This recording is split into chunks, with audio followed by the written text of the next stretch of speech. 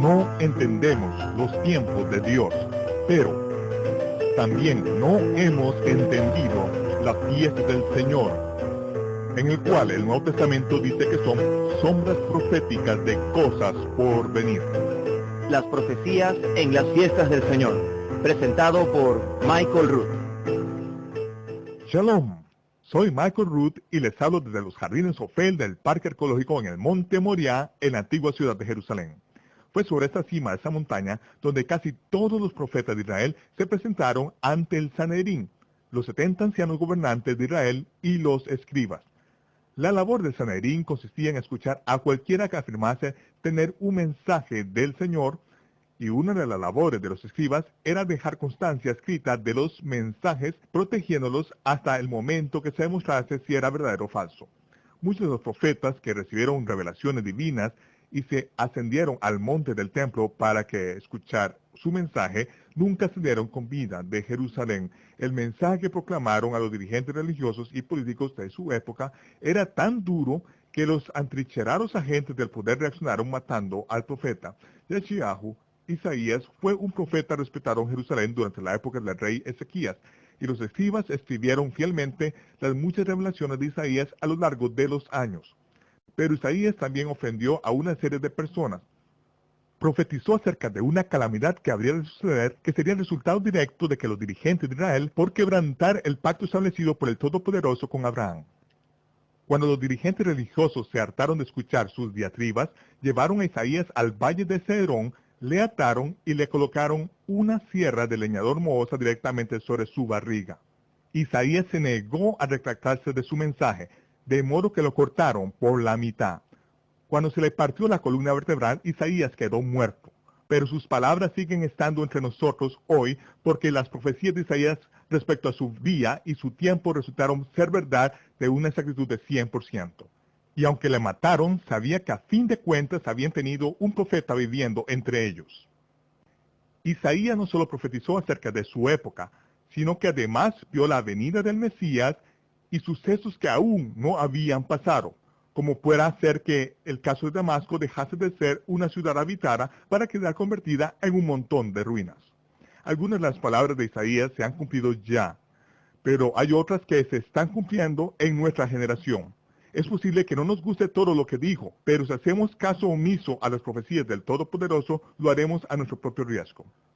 Únase a nosotros en los estudios de televisión de Lester Sumrall, donde grabamos esta presentación multimedia sobre las profecías en las fiestas del Señor por el Club de la Profecía. Si ustedes nos han venido siguiendo desde el principio de esta serie de 26 partes, ya han completado ustedes Profecía Bíblica 101.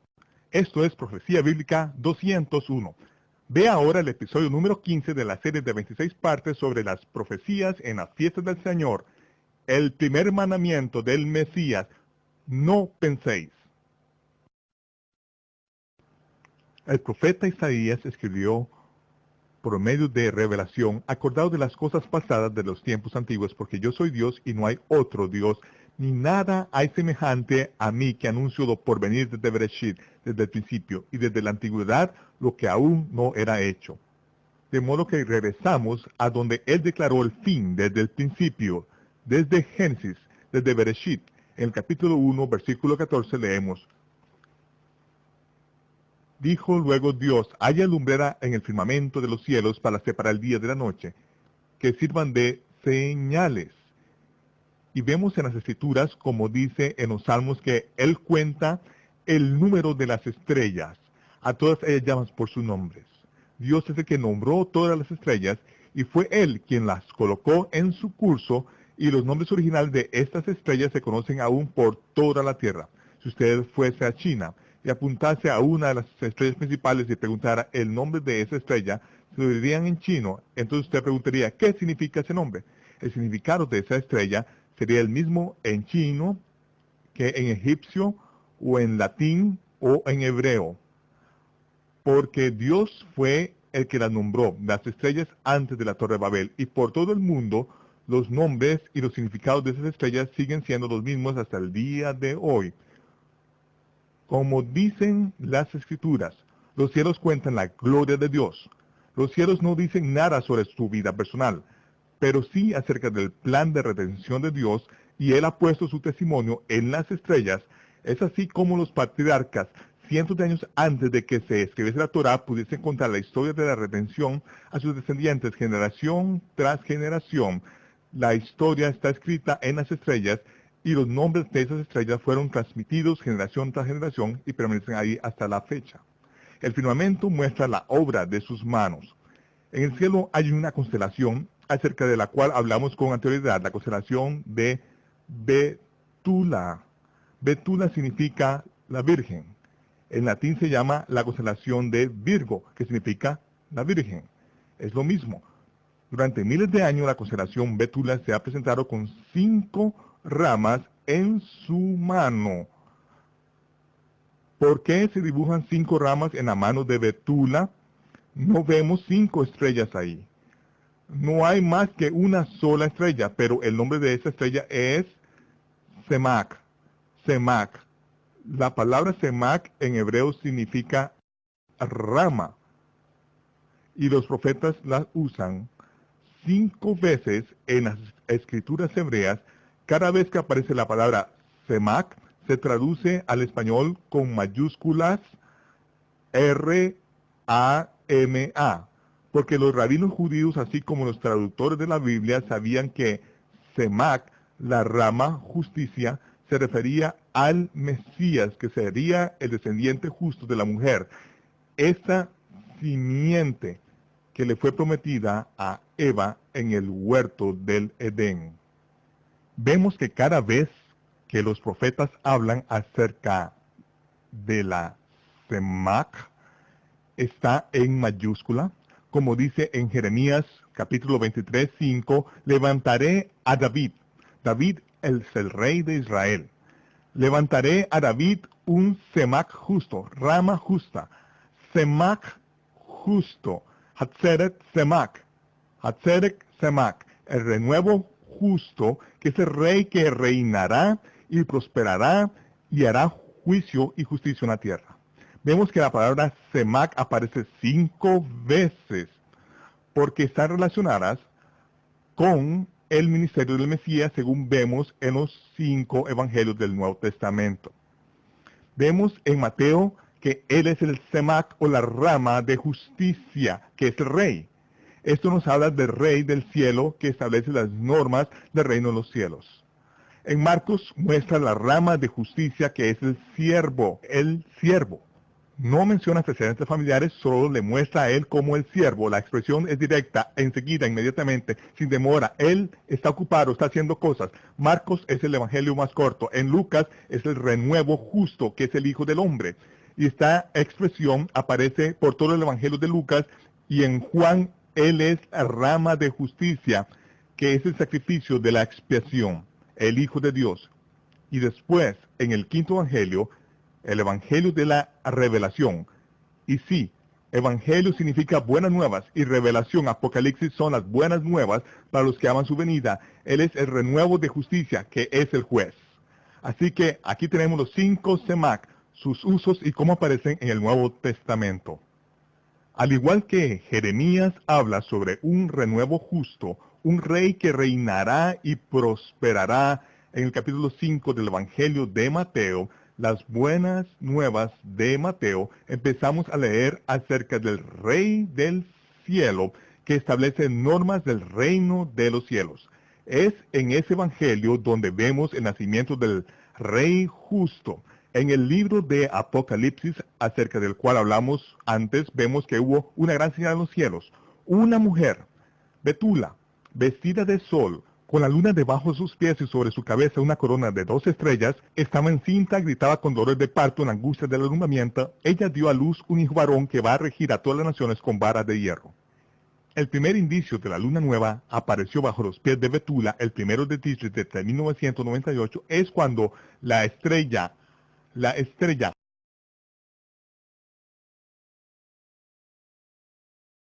el león de la tribu de Judá.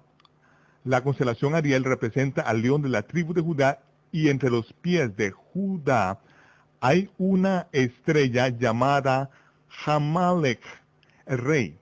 El momento en que apareció ese primer indicio de la luna nueva bajo los pies de Betula, el primero de Tishri, que es el día de las trompetas, cuando se hace el anuncio en los cielos y en la tierra, es cuando el planeta Júpiter, que en hebreo es Hatzedek, el justo, apareció en conjunción con el rey, anunciando el nacimiento del rey justo, el león de la tribu de Judá. Esa fue la señal que los astrónomos caldeos estuvieron buscando en los cielos durante 500 años de los tiempos de Daniel, sabiendo que anunciaría el nacimiento del rey justo. Y en Mateo, capítulo 5, al comenzar Yahshua su ministerio, dice: viendo la multitud, subió al monte y se sentó. Se le acercaron sus discípulos y él, abriendo su boca, les enseñaba diciendo. Aquí nos encontramos una escena muy parecida a la que le sucedió con Moisés, que vio la zarza ardiendo y tuvo que volverse a un lado, subir al monte, y fue entonces cuando el Señor le habló a Moisés desde la zarza. De modo que al ver la multitud, Yahshua subió al monte y sus discípulos, los que deseaban escucharle, se tuvieron que volver a un lado. Entonces abrió su boca y les habló diciendo: bienaventurados los pobres en espíritu, porque de ellos es el reino de los cielos. Él empieza como el rey del cielo, estableciendo las normas del reino en los cielos, y a continuación dijo: bienaventurados los que tienen hambre y sed de justicia, porque serán saciados. La palabra saciados o llenos en griego es la palabra shortazo, que significa ser lleno hasta no tener más hambre. Si usted tiene poca hambre de la verdad y la justicia, no hará falta mucho para saciarle. Pero si tiene usted un deseo insaciable de verdad y de justicia, toda su vida será una búsqueda por seguir el camino que Dios le ha preparado, un camino que le llevará a la verdad y a la justicia. Y será usted saciado de modo que no tenga más hambre. Muchos de ustedes se han sentido como si fuesen en un gato encerrado en un cuarto lleno de perros casi toda su vida. Entre las asambleas de las que ha sido usted parte, se ha sentido fuera de lugar, como si hubiese más que eso, como si no viese usted todo, pensando que la vida es más que eso. Y el Señor le está diciendo a aquellos que están dispuestos a volverse, a los que dejarían el camino que seguía el resto del mundo, para sentarse a sus pies: seréis saciados hasta que no tengáis más hambre. Bienaventurados si tenéis hambre y sed de justicia. El tener hambre de justicia no es una maldición. El amor a la verdad es un don y usted lo ha recibido, pero muchas personas no han recibido el amor a la verdad. El amor a la verdad es un don que se ofrece a todos. ¿Quiere usted recibirlo? Cuando recibe usted ese amor a la verdad, no tiene usted nunca lo suficiente de lo que ama. Es por eso que el amor al dinero es la raíz de todos los males, porque nunca se tiene suficiente de lo que se ama. Si usted tiene hambre y sed de justicia, si usted ama la verdad, nunca tendrá suficiente de ella, pero será usted satisfecho si es preciso para ello toda una eternidad. Esa es la promesa de Dios.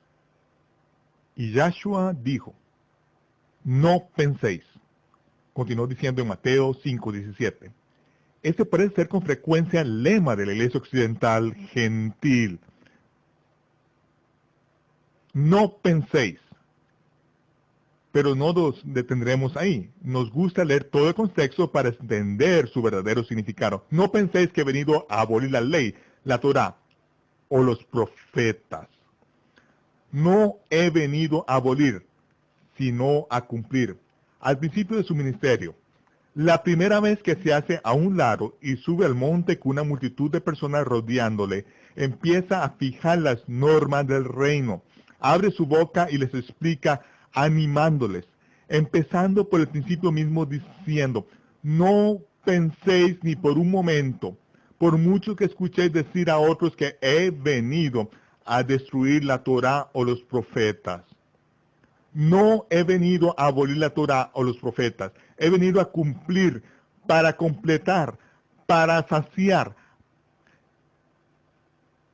Les dijo, porque de cierto os digo que antes de que pasen el cielo y la tierra, ni una jota, ni una tilde pasará de la Torá hasta que todo se haya cumplido. Hasta que todo se haya cumplido. Así que debemos de preguntarnos, ¿acaso ha pasado el cielo y la tierra? No, eso es evidente al llegar a este punto. Pero ahora debemos preguntarnos, ¿se ha cumplido toda la Torá y los profetas? He oído decir a algunos que se ha cumplido toda la Torá y los profetas.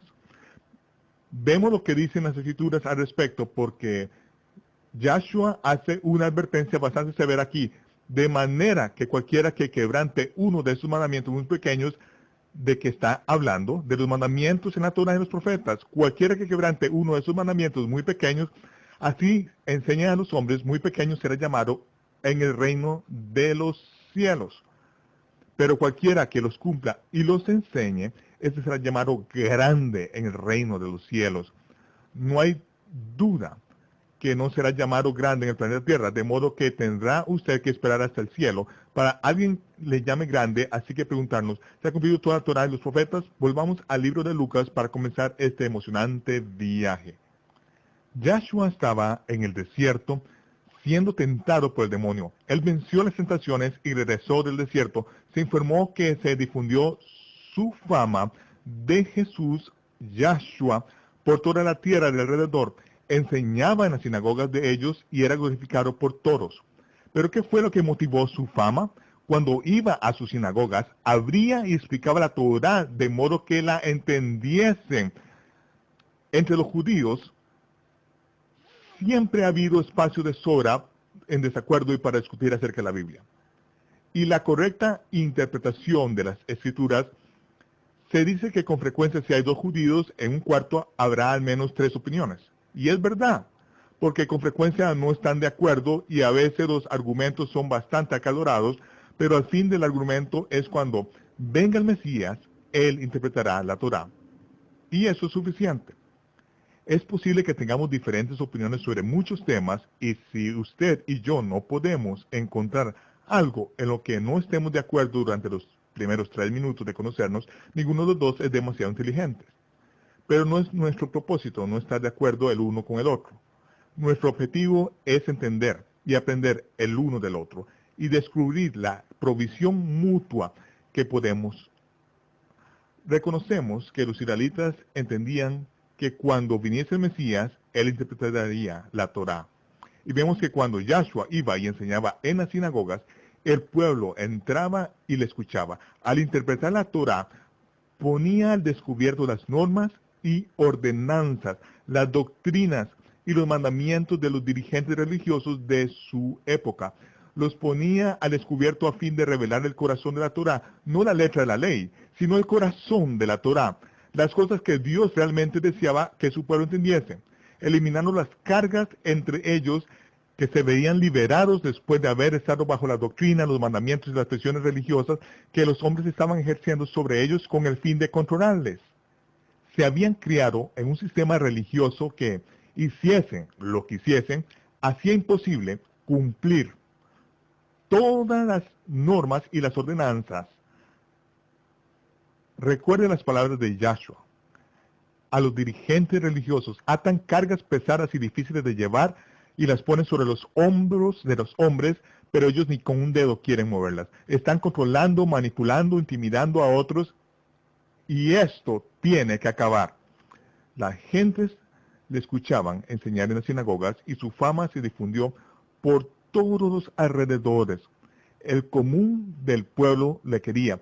Él entraba en una sinagoga y les enseñaba en el sábado. A la semana siguiente iba a la próxima ciudad y les enseñaba. Y la gente dejaban sus sinagogas a la semana siguiente para seguir en la próxima ciudad, abarrotándose en una sinagoga en la que había el doble de gente, el rabino local en Nazaret, donde Yahshua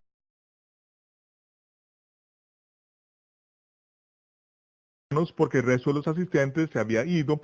Eso era algo que no pudo tener buena aceptación durante mucho tiempo. Él estaba siendo honrado por el pueblo, pero los dirigentes religiosos no podían tolerar que quebrantase las normas y las ordenanzas mediante las cuales ellos manipulaban al pueblo. Lucas escribe, Yahshua vino a Nazaret donde se había criado y el sábado entró en la sinagoga conforme a su costumbre y se levantó a leer.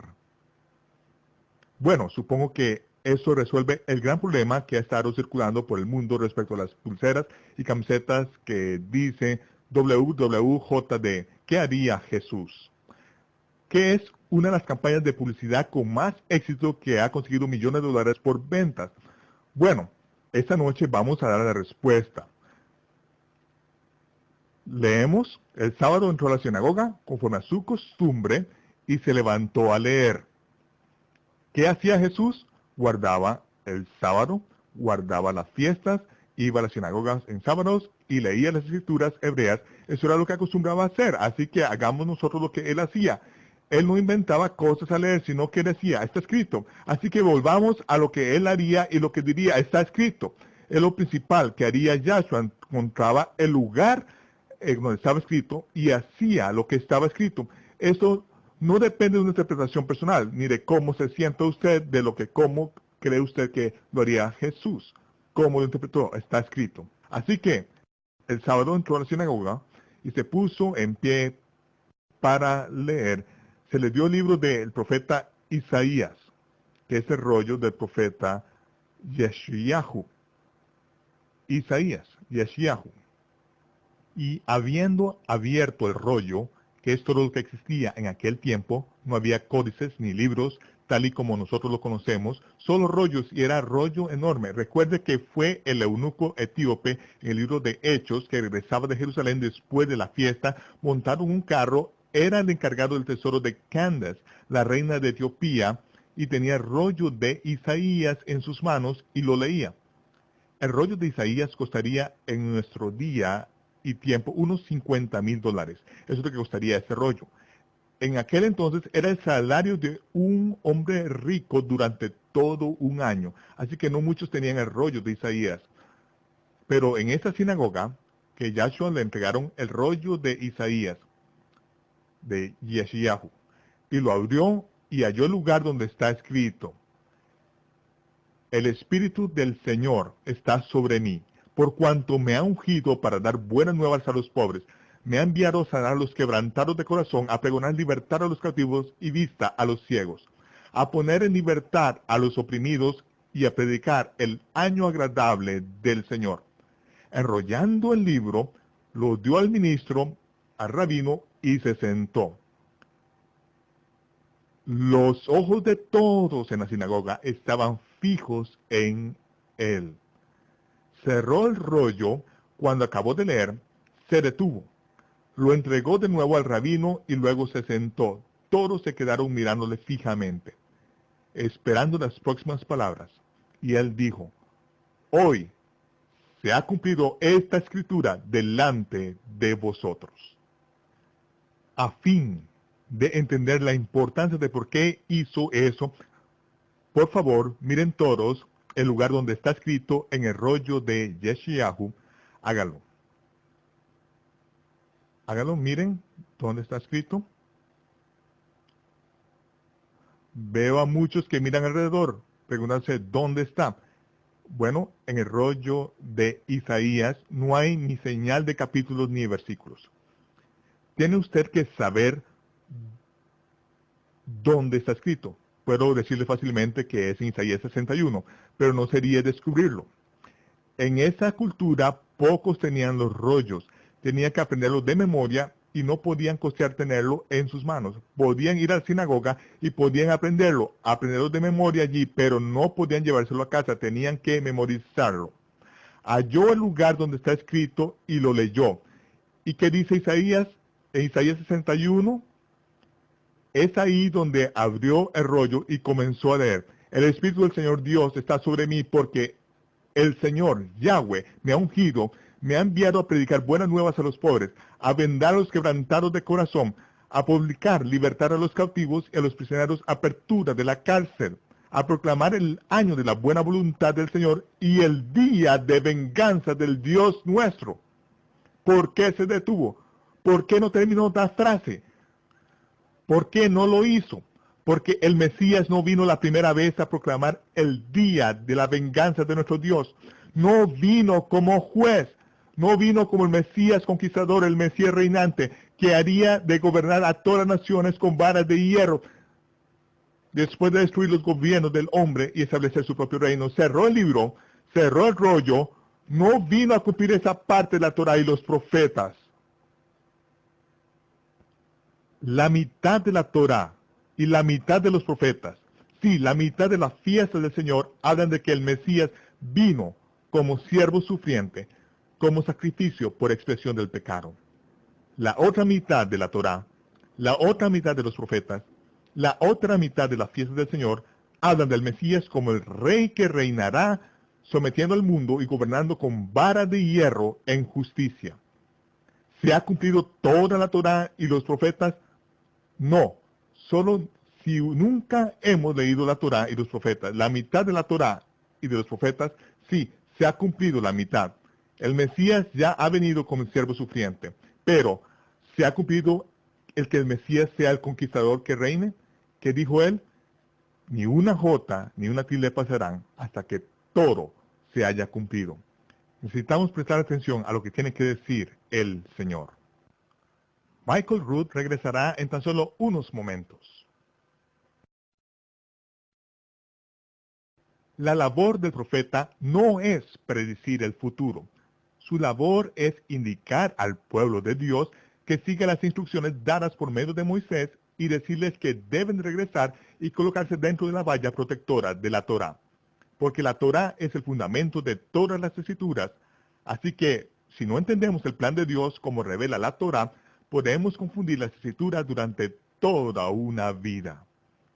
Les invitamos a que se una de nuevo a nosotros para el episodio número 16 de la serie 26 partes sobre las profecías de la fiesta del Señor. ¿Es la gracia una licencia para quebrantar la Torá? De ninguna manera. Este es Michael Root desde Jerusalén deseándoles Shalom, paz, y les veré cuando se disipe el humo.